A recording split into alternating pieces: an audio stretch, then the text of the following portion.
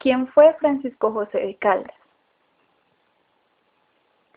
Un personaje el cual podemos considerar uno de los primeros científicos de Colombia, nacido en Popayán, posiblemente el día 4 de octubre de 1768, día de la fiesta de San Francisco.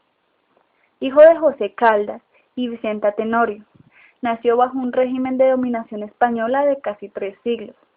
Realizó sus estudios de latinidad y filosofía en el Colegio Seminario de Popayán, en tutoría de Félix de Restrepo. Se trasladó a Santa Fe de Bogotá y terminó sus estudios de jurisprudencia en el Colegio Mayor de Nuestra Señora del Rosario. Al concluir su ciclo de estudios superiores, Caldas se radicó en Popayán en 1788, donde se dedicó a manejar los negocios de su familia y a la labor de comerciante. Desde que estudiaba en Popayán, Francisco José de Caldas se inclinó por el estudio de las matemáticas y la astronomía. Una vez que terminó sus estudios de Derecho, se dedicó a investigar y profundizar, por su cuenta y sin muchos recursos bibliográficos y técnicos.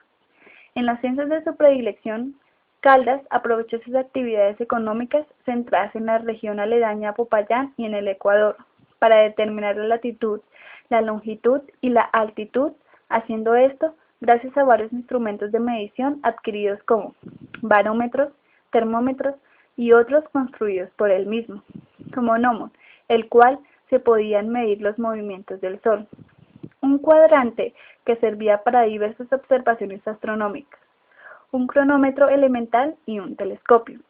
Alrededor del año 1793 comenzó a construir un círculo de influencias. Gracias a este logró financiar la compra de su primer telescopio acromático.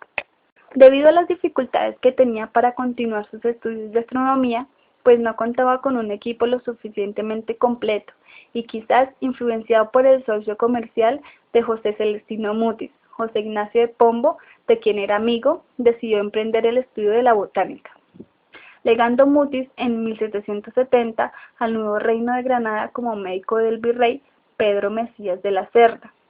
Él, en 1772, descubrió el árbol de la quina en el monte de Tena y en 1783 inició la Real Expedición Botánica del nuevo reino de Granada, que duraría 30 años. El 21 de mayo de 1802, Mutis le comunica a Caldas su incorporación a la expedición botánica.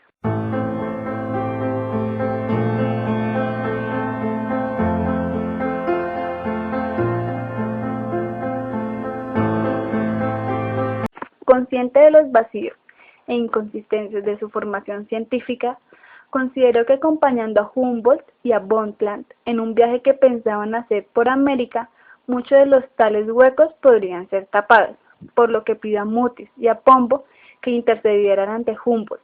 Este, a instancias de los dos protectores, aceptó inicialmente a Caldas en su expedición, pero al conocer al hijo del marqués de Selvalegre, prefirió al noble que al payanés. Tal circunstancia frustró las aspiraciones de Caldas, pero propició que José Celestino Mutis y José Ignacio de Pombo lo contrataran para que adelantaran en tierras caucanas y quiteñas una cuidadosa exploración, en busca de nuevas especies factibles de ser explotadas y comercializadas, descubriendo las especies ulucos tuberosos, comestible. También descubre especies del género Bacterias, que es un antídoto.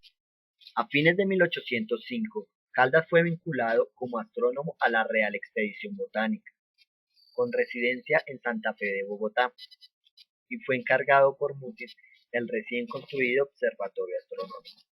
Aunque este nuevo edificio, el cual recibió Caldas en 1806, presentaba muchos problemas técnicos, lo compensaba su ventajosa ubicación, la cual, según lo expresó él mismo, se ve brillar con una claridad y sobre un azul subido que de él no tiene idea ningún astrónomo europeo. De sus primeras labores consistió en trazar la meridiana para hacer cálculos e indicar dónde se encontraba el norte. También realizó observaciones celestes y meteorológicas. Tiempo después, luego de la muerte de Mutis, en septiembre de 1808, el observatorio se convirtió en un punto de reunión de algunos próceres de la independencia como Camilo Torres, y Antonio Nariño. Con la muerte de Mutis, Caldas pensó que sería el heredero de la dirección de la Real Expedición Botánica, pero Mutis la dejó testamentariamente en manos de su sobrino.